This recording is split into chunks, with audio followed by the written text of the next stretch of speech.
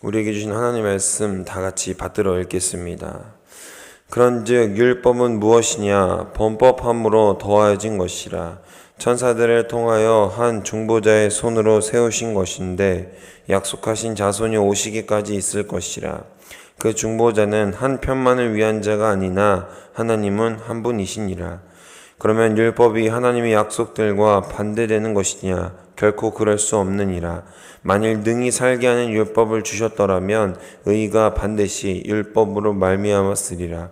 그러나 성경이 모든 것을 죄 아래 가두었으니 이는 예수 그리스도를 믿음으로 말미암는 약속을 믿는 자들에게 주려 함이라. 믿음이 오기 전에 우리는 율법 아래 매인 바 되고 계시될 믿음의 때까지 갇혔느니라.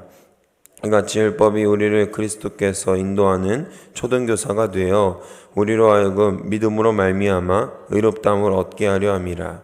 믿음이 온 후로는 우리가 초등교사 아래에 있지 아니하도다.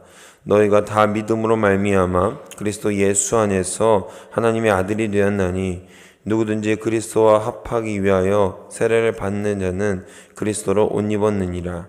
너희는 유대인이나 헬라인이나 종이나 자유인이나 남자나 여자나 다 그리스도 예수 안에서 하나이니라.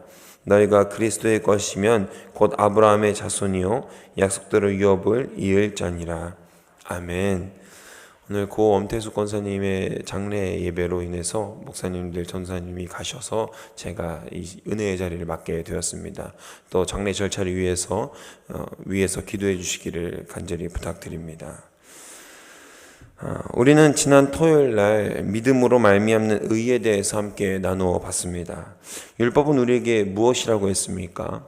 율법은 우리에게 순전한 축복입니다. 그러나 그 축복을 대하는 우리의 태도와 우리의 자세에서 어떤 사람에게는 율법이 올무가 될 수 있고 어떤 사람에게는 율법이 순전히 하나님께서 허락하신 지침서, 내가 따라야 할 법, 우리가 넘어가지 말아야 할 선으로서 어떤 범법자가 되지 않기 위한 좋은 도구로 사용될 수 있다라는 것입니다. 중요한 것은 무엇일까요? 우리의 태도입니다. 우리의 태도가 하나님을 바라며 하나님께서 정하신 그때에 성경에서 말하고 있는 언약, 바로 다윗의 자손이시며 약속의 자손이 오시기 전까지 우리가 지켜야 할 법이라는 것입니다. 우리는 그 법에 따라서 살아가는 사람들이고 그 법이 우리에게 온전한 은혜가 되어야 한다는 것입니다. 사랑하는 여러분, 우리에게 율법이 저주입니까? 아니면 나를 심판하는 법입니까? 아니면 축복입니까? 오늘 이 시간 바라기는 우리에게 주어진 이 율법이 올무가 아니라 어떤 형식적이고 관습적인 그런 모습에서 벗어나서 우리가 자연스럽게 반사신경적으로 지켜지는 그런 하나님의 능력과 하나님의 선한 행실이 우리 안에 나타나기를 간절히 소망하고 축복합니다. 우리 첫 번째는 법의 존재 이유입니다. 오늘 본문에서는 율법에 대해서 좀 더 자세히 나누고 있습니다. 19절, 율법은 무엇이냐? 범법함으로 더하여진 것이라. 천사들을 통하여서 한 중보자의 손으로 베푸신 것인데 약속하신 자손이 오시기 전까지 있을 것이라. 아멘. 말 그대로 율법은 아까 말했던 것처럼 우리에게 올무가 되어서는 안 되는데 우리에게 자꾸 어떤 죄를 지으면 하나님 앞에서 자꾸 죄를 짓게 된다라는 것이죠. 우리가 자꾸 어떤 행동을 하면서 죄를 짓게 된다라는 것입니다. 예를 들면 하나님께서 불순종하지 말라고 했는데 자꾸 불순종하게 되고, 하나님께서 우상을 만들지 말라고 하셨는데 자꾸 우상을 만들게 되고, 하나님께서 안식일을 기억하여 거룩하게 지키라고 했는데 기억하기는커녕 지키기는커녕 그저 내 마음대로 내 뜻대로 행하는 우리의 모습이 자주 발견된다라는 것입니다.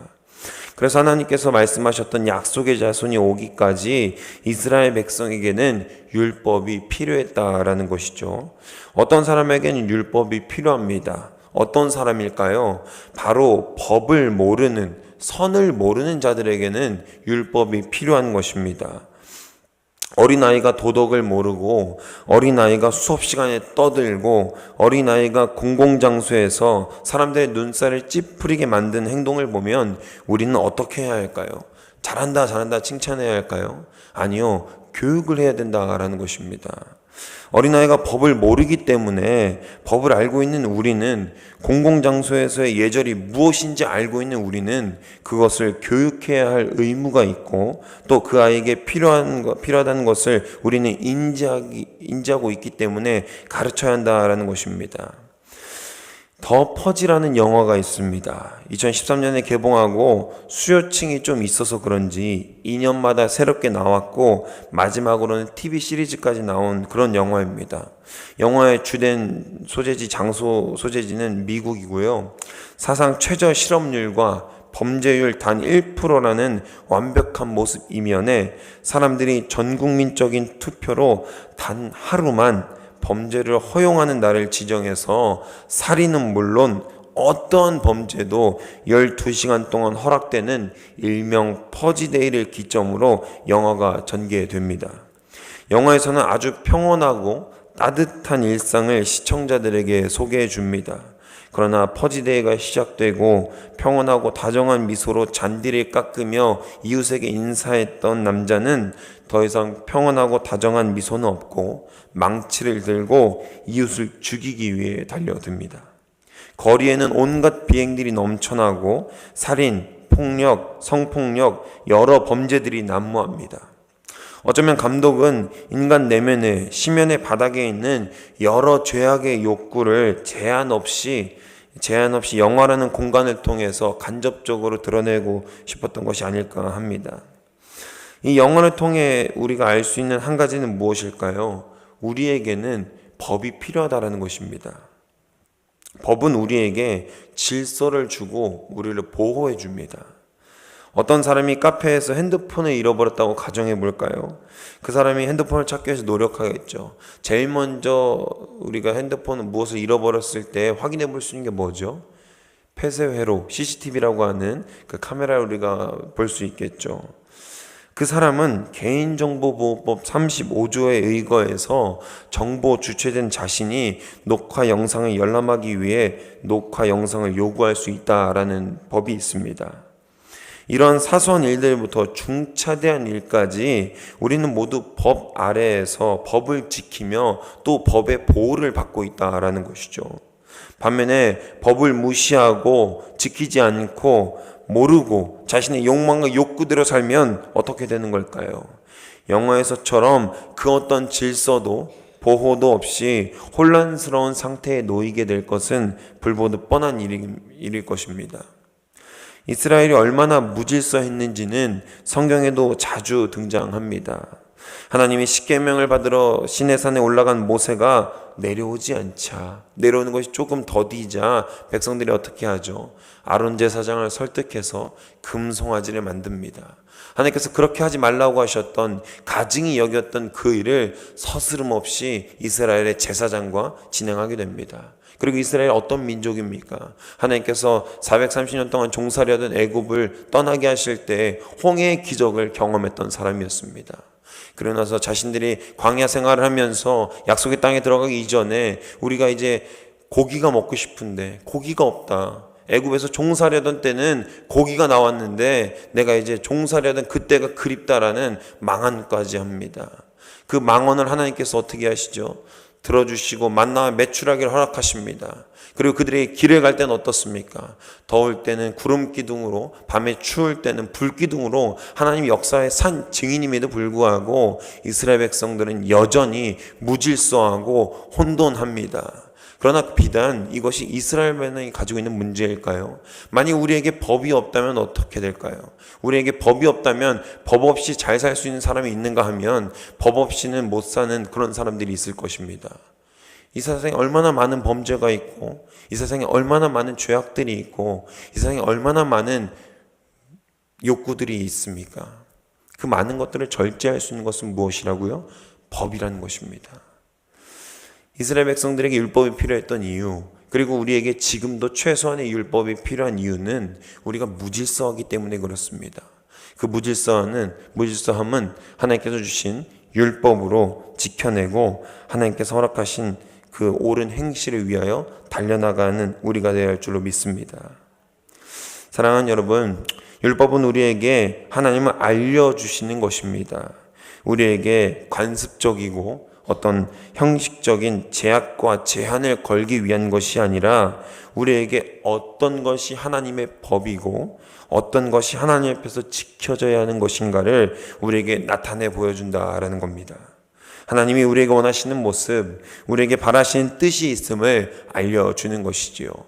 오늘 우리 이 시간 율법을 너무 나쁘게만 보지 말고 하나님께서 보여주셨던, 그리고 예수께서 친히 가셨던, 예수님은 우리에게 율법을 폐하러 오셨지만 실제로 예수님은 율법을 어기신 적이 없죠. 예수님께서 가셨던 그 길을 우리도 가길 원합니다. 예수 그리스도의 옳은 행실을, 그 사랑의 길을 우리도 갈 수 있는 도안동교회 모든 성도들 되시기를 주님의 이름으로 소망하고 축복합니다. 두 번째는 법으로부터 자유함을 입은 자입니다. 누가 율법으로부터 자유함을 얻을 수 있습니까? 바로 그 율법이 말하는 범죄함을 저지르지 않는 자가 자유함을 얻을 수 있는 것입니다. 하지만 더 쉬운 방법은 법을 완전히 새롭게 제정해서 누구나 다 지킬 수 있도록, 누구나 다 쉽게 지킬 수 있도록 하는 것이 아마도 제일 쉬운 법이 될 것입니다. 제일 쉬운 방법이 될 것 같죠. 21절에서 바울은 그렇다면 율법이 하나님의 약속과 반대되는 것인가 하고 물으면서 동시에 대답합니다. 율법이 능히 살게 하는 완벽한 것이었다면 하나님이 율법만 주셨을 텐데 성경은 모든 것이 죄 아래 갇혀 있다고 설명하고 있습니다. 또한 그것은 예수 그리스도를 믿는 믿음에 근거하여 믿는 자들에게 주려고 하신 것이다 라고 설명하고 있죠. 한마디로 율법은 믿음으로 가기 위한 선행 단계로서 우리에게 믿음의 자녀, 하나님의 약속을 믿는 어떤 것인가, 하나님의 약속은 어떤 것인가, 자녀된 삶은 어떤 것인가를 우리에게 정의해 주는 역할을 감당한다는 것입니다. 약속하신 하나님의 언약이 오기 전까지 율법은 우리에게 초등교사의 역할을 감당하고 우리에게 먼저 선행된 선행학습을 도와주기 위한 선생님이라는 것이죠. 헬라어로 파이다고고스라는 헬라어입니다. 우리가 알고 있는 초등학문을 가르치는 초등교사가 아니라 당시 식민전쟁을 많이 했던 로마는 각국의 지혜자들을 포로로 끌고 왔습니다. 로마는 완전히 혼합 문화입니다. 퍽스 로마나라는 뜻은요, 혼합주의라는 뜻입니다. 이 로마는 잘한 게 있어요. 자신들이 강대국이고 제국이니까 우리의 문화를 세워야 된다가 아니었어요. 그리스 문화도 가져옵니다. 헬라 문화도 가져옵니다. 원로원, 집정관 너무나 좋은 것 같아. 그 좋은 문화들을 다 그대로 흡수합니다. 그래서 지혜자들도 죽여버리는 것이 아니라 그 나라의 지혜자들, 각국의 지식인들을 그대로 불러 모읍니다. 포로로 끌고 옵니다. 당시 초등교사라는 말은 노예 혹은 포로의 신분으로 귀족 가문의 자녀들, 교육과 스승의 역할을 감당한 사람들을 말합니다. 그러니까 소위 말하는 지식인들이 로마의 귀족 가문의 자녀들을 가르치는 역할을 감당했다라는 것이죠. 숟가락이 어떻게 되는지, 군주의 법도는 무엇인지 등등 이런 것들을 교육했다는 것입니다. 율법은 우리에게 하나님을 알려주고 하나님의 법도 알려줍니다. 더 정확히는 언약 백성이 어떻게 살아가야 하는지를 우리에게 알려줍니다. 나 외에 다른 신을 섬기지 말고 우상을 만들거나 절하지 말고 하나님의 이름을 죽은 것처럼 부르지 말고 안식일 거룩하게 지키고 부모를 공경하며 살인하지 말고 간음하지 말며 도둑질해선 안 되고 내 이웃에 대해 거짓말하지 말고 내 이웃의 집을 탐내지 말거라 하는 실생활에 거의 모든 태도가 들어가 있는 이 선행학습 자료를 통해 우리는 하나님의 자녀된 삶을 알고 지켜나갈 수 있습니다. 법 앞에서 자유롭지 못한 자들은 바로 죄인들입니다. 전과자야말로 죄에 대해서 더욱 매여있지 않겠습니까? 정말 선한 사람인 줄 알았는데 그 사람이 절도죄가 전과가 사범이라는 말을 들어보세요. 그 사람을 정말 선하게만 볼 수 있습니까? 내 물건이 사라지지 않을까? 내 물건이 없어지면 그 사람을 의심하게 될 것 같지 않습니까? 심지어는 살인 전과까지 있다는 거예요. 그 사람과 교제할 수 있겠습니까? 웬만한 사람들은 못할 것입니다. 그게 바로 법 아래의 매인자들의 숙명입니다. 법을 어김으로써 좌시함으로써 얻게 되는 책임과 결과라는 것이죠. 또한 매일 거짓말하며 시시때때로 도둑질하고 가끔 절에 가서 우상에 절도 하고 스스럼 없이 하고 교회에 와서는 신실한 척 믿음 생활을 한다면 그것이 얼마나 하나님 앞에서 가증스러운 일이겠습니까? 이스라엘이나 우리나 모두 마찬가지입니다. 지키기 쉬워 보이는 것들이 실생활에 적용되었을 때는 또 이야기가 달라집니다. 우리 삶에는 언제나 변수라는 것이 발생하기 때문이죠. 그래서 하나님은 우리에게 율법을 넘는 더 쉬운 방법을 허락하셨습니다. 바로 예수 그리스도 한 분을 우리에게 선물로 주셨습니다. 그분이 홀로 나무에 달리시고 우리의 모든 죄를 율법 아래 갇혀 죄를 지을 수밖에 없는 우리의 모든 것을 속량시켜 주셨습니다. 그래서 우리는 예수님 안에서 믿음으로 하나님의 자녀가 된 것입니다.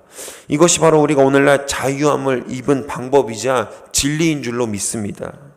예수 그리스도를 믿는 믿음 안에서 우리의 전과가 그냥 다 말소가 된 것입니다. 이전의 것은 기억하지 않으신다고 합니다. 할렐루야. 할렐루야. 사랑하는 여러분, 얼마나 기쁜 일입니까? 얼마나 즐거운 일입니까?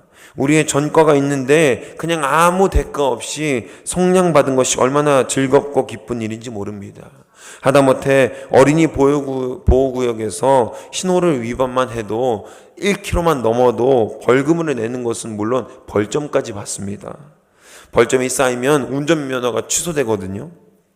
그런데 그리스도 예수는 하나님 앞에서 어떤 모든 범법 행위를 넘는 프리패스권이라고 할까요? 정말 너무나도 귀하고 즐겁고 소중한 것입니다. 그런데 그런 속량함을 입은 우리가 또다시 죄악의 길로 하나님이 기뻐하시지 않는 길로 가야 할까요? 전과가 이제 말소되었으니까 깨끗해졌으니까 다시 나를 더럽혀야 하는 걸까요? 다시 죄악의 길로 들어서서 전과를 쌓고 하나님이 속량하셔야 되니까 내가 하나님의 일을 돕기 위해서 전과를 쌓아야 되는 걸까요? 죄악의 길로 들어서야 되는 걸까요?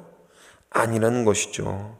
하나님이 주신 영원한 약속, 이제 우리에게 율법은 필요치 않습니다만 하나님의 자유함으로 다시는 올무에 갇힌 전과자의 삶이 아니라 자유함으로 신실한 약속의 삶을 살아가시기를 주님의 이름으로 소망하고 축복합니다. 주님이 바라시는 모습은 내가 다 속량했기 때문에 또다시 죄를 지어라. 야, 내가 너를 속량해 줘야 되는데 네가 죄가 없잖아. 빨리빨리 죄를 지어. 이게 아니라는 것입니다. 우리가 더욱더 그 속량함 입은 은혜와 즐거움을 가지고 하나님 앞에서 은혜로 옳은 행실로 착한 행실로 나아갈 수 있는 우리가 되기를 주님의 이름으로 소망하고 축복합니다. 오늘 말씀 정리하려고 합니다. 사랑하는 여러분, 그리스도를 믿는 믿음 안에서 하나님의 자녀가 된 여러분은 이제 믿음으로 말미암은 주님이 인정하시는 의인입니다. 하지만 주님 없이는 주님을 말미암지 않고는 결코 우리는 의인이 아닙니다. 제가 지금도 좋아하는 예시인데 누군가 그랬다고 하죠. 우리는 모두 천국에 갈 수 없다라는 거죠. 최후의 날에 하나님께서 오신 그날에 예수께서 재림하시는 그날에 우리 모두가 다 동일하게 심판을 받는다는 것입니다.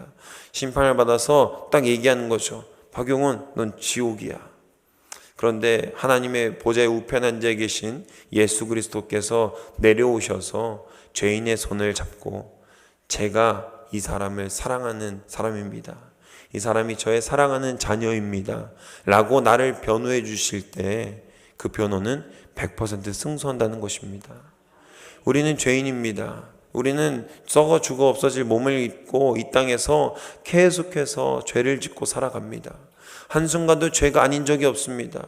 너 언제 가만히 있으면 시기하고 질투하고 남을 욕하며 비방하며 어떻게 해서든지 남을 비방하기 위해서 사랑하기 위해 사는 사람들이 아니라 어떻게 해서든 남을 비방하기 위해 사는 사람들처럼 남을 욕하고 헐뜯고 시기하고 미워합니다. 그런 우리가 구원받을 수 있는 방법이 무엇이겠습니까? 우리는 다 지옥에 갈 수밖에 없는 심판을 져야 되는 그런 존재들입니다. 그러나 예수님께서 예수께서 우리를 사랑하는 자녀라고 하실 때 우리의 손을 꼭 붙들고 천국 문을 열어주실 줄로 믿습니다. 그 믿음이 우리에게 있기를 간절히 소망합니다.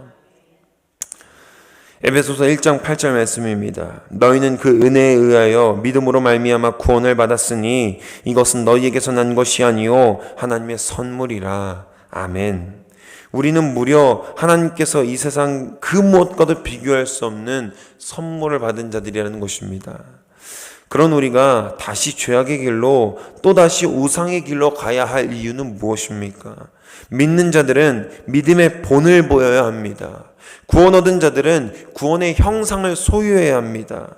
우리가 입술로 아무리 고백해도, 아무리 잘하는 척해도, 거룩한 척해도, 신실한 척해도 예수님을 속일 수는 없습니다.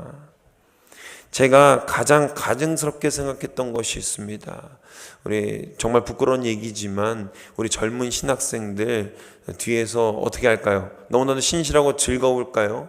사실은 그렇지 않은 모습을 더 많이 봤습니다. 소위 저에게 선배라고 말하는 사람들이 어떻게 했냐면 술 먹고 담배 피고 욕하고 비방하고 이런 모습 너무나 많이 봤습니다. 제가 그래서 그런 사람들에게 딱 선을 긋고 얘기한 적이 있습니다. 형은 나한테 선배가 아니다. 그냥 형이다. 나한테 선배 대줄 바를 생각하지 말아라. 제가 그렇게 얘기했습니다. 저는 술 담배를 안 했거든요. 그런데 제가 또 다른 율법 교사가 돼서 그 사람들을 평가하고 있다는 것은 꽤나 나중에 알게 되었습니다. 나도 죄인인데, 나도 죄인이고, 나도 계속 죄를 짓는데 단순히 술과 담배를 하지 않는다고 해서 내가 저들을 손가락질하고 비방할 이유가 있겠는가를 좀 나중에 돼서야 알았습니다. 그때는 제가 정의한 줄 알았습니다. 그때는 제가 하나님의 부르심을 받은 진정한 사도인 줄 알았습니다. 그런데 저도 한낱 죄인이라는 것을 알게 된 것은 제가 좀 나중에 알게 되었다고 했죠. 우리도 그러고 있을지 모릅니다. 나는 잘하고 있다고, 나는 신실하다고, 나는 거룩하다고, 나는 하나님이 부르신 약속의 자녀가 맞다고 나는 생각할지 모릅니다. 그러나 우리의 태도나 우리의 말 한마디가 누군가에게 상처가 된다면, 누군가에게 감당할 수 없는 슬픔을 주게 된다면 그것이 얼마나 슬픈 일이겠습니까? 오늘 이 시간 믿음으로 결단하셔서 이제 다시는 죄악의 길로 우리가 하나님 외에 다른 것을 신경 쓰고 어쩌면 하나님을 우리 스스로 망령되이 불렀던 그 시간을 돌이켜 온전히 믿음의 길로 가길 간절히 소망합니다.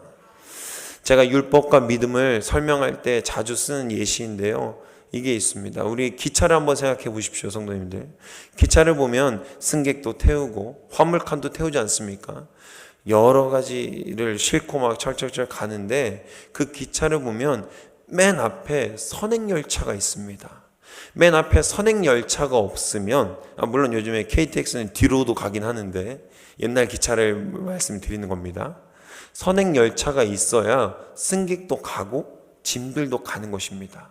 만일 선행열차 없이 우리가 승객이 갈 수 있을까요? 짐칸이 먼저 갈 수 있을까요? 승객칸이 먼저 갈 수 있을까요? 그걸 끌 수 있는 힘이 없다라는 것이죠. 우리의 선행열차는 율법의 행위, 우리의 착한 행실, 우리의 예배가 아니라 더 뛰어넘어서 우리의 선행열차는 우리의 믿음이 되어야 한다라는 것입니다. 우리의 믿음이 곧바로 섰을 때 우리의 착한 행실도 따라오고 우리의 옳은 행실도 따라오게 되는 것이지, 옳은 행실과 착한 행실 먼저 되는 것은 결코 없습니다. 우리의 믿음이 온전히 바로 서길 간절히 소망합니다. 율법이냐 믿음이냐 100% 믿음이 먼저입니다. 100% 믿음이 선행되었을 때 내가 하나님과의 관계가 1대1로서의 관계가 온전하게 바로 섰을 때 그때 우리가 선행도 할 수 있는 것이지, 그것이 선행되지 않는다면, 믿음이 선행되지 않는다면 다 가짜이고 소리 없는 꽹과리인 것이죠. 사랑하는 여러분, 이 시간 믿음으로 말미암은 의를 성취하시길 간절히 소망합니다. 하나님께서 이미 주셨고 예수께서 이미 이루셨습니다. 그 이루심을 우리는 그저 따라가기만 하면 될 줄로 믿습니다. 오늘 이 시간 믿음으로 결단하셔서 하나님께서 기뻐하시는 길로, 하나님께서 허락하신 온전한 믿음의 길로 갈 수 있는 우리 모두가 되기를 간절히 소망합니다. 하나님께서 하신 그 길 따라가기만 하면 됩니다. 지침서가 이미 있지 않습니까? 그 지침서를 따라서 하나님이 허락하신 생명의 길로, 믿음의 길로 나아갈 수 있는 우리 모두가 되기를 주님의 이름으로 간절히 소망하고 축복합니다. 기도하겠습니다. 사랑해 주님 감사합니다. 오늘 이 시간 우리가 온전한 믿음의 길로 나아가기를 간절히 결단하고 소망합니다. 주님, 우리는 다 무릇 양 같아서 제 각자의 길로 가려고 합니다. 하나님께서 말씀하신 사랑의 길, 믿음의 길이 아니라 내가 가고 싶어하는 길로 가는 우리의 경향과 우리의 습성을 이 시간 내려놓습니다. 관습적인 우리의 신앙이 아니라 하나님께서 너무나도 사랑하시고 기뻐하시는 우리의 온전한 믿음의 길로 갈 수 있도록 우리를 지키시고 보호하여 주옵소서. 때로는 넘어질 수 있습니다. 때로는 지칠 수 있습니다. 그러나 하나님께서 나와 함께 하시니 우리가 결코 믿어 의심치 아니하오니 승리의 길로, 주님의 믿음의 길을 성취할 수 있는 온전한 길로 나아갈 수 있도록 인도하여 주옵소서. 우리의 연약함을 아시오니 담대하게 하시고 강하게 하시고 굳세게 하셔서 주님께서 말씀하신 온전한 길로, 선한 길로 나아갈 수 있도록 우리를 다스리시고 보호하여 주옵소서. 이 시간 우리의 간절히 기도 제목 가지고 나왔사오니 우리가 바라고 소망하는 모든 것들이 내가 원하는 것이 아니라 하나님께서 너무나도 원하시는 하나님의 계획과 하나님의 소망을 우리가 이 시간 품고 기도할 수 있도록 역사하여 주옵소서. 그 주님의 뜻을 알고 하나님의 길을 아는 주님의 선한 자녀들이 될 수 있도록 인도하여 주옵소서. 주님의 뜻을 아는 약속의 자녀, 주님께서 보증하시는 사랑하시는 자녀라고 말씀하셨던 그 자녀가 바로 우리입니다. 우리가 그 믿음 따라서 그 선한 길로, 생명의 길로 나아갈 수 있도록 주님 인도하여 주옵소서. 감사드리며 이 모든 말씀 우리 주 예수 그리스도의 이름으로 기도합니다. 아멘. 사랑해 주님 감사합니다. 주님의 시간 우리가 함께 모여 기도할 때 주님께서 우리에게 바라시고 소망하신 것들을 말씀하여 주시옵소서. 하나님의 능력이 우리에게 있사오니 그 능력을 더하시고 선포하여 주시옵소서.